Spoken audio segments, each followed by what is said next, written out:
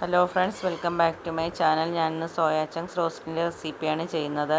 150 gram soya ചങ്ക്സിലേക്ക് തിളച്ച വെള്ളം ഒഴിച്ച് 15 മിനിറ്റ് സോക്ക് ചെയ്യാനായിട്ട് വെച്ചിട്ടുണ്ടായിരുന്നു. 15 മിനിറ്റ് ശേഷം വെള്ളം കളഞ്ഞ് സാധാരണ വെള്ളത്തിൽ 2-3 പ്രാവശ്യം നന്നായിട്ടൊന്ന് കഴുകി പിഴിഞ്ഞെടുത്തു. പിന്നെ ഒരു ചീനച്ചട്ടിയിൽ എണ്ണ നന്നായിട്ട് ചൂടാക്കി തേങ്ങാക്കൊത്ത് ബ്രൗൺ നിറമാകുന്നവരെ വറുത്തെടുത്തു.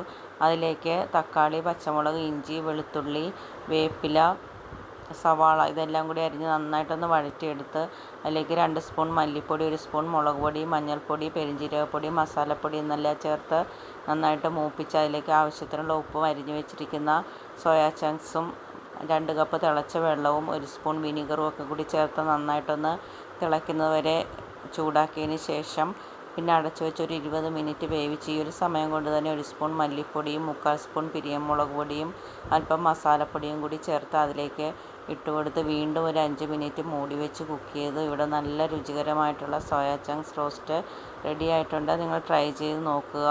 അതിനുശേഷം നിങ്ങളുടെ ഫീഡ്ബാക്കൊക്കെ കമൻറ്റ് ചെയ്യുക.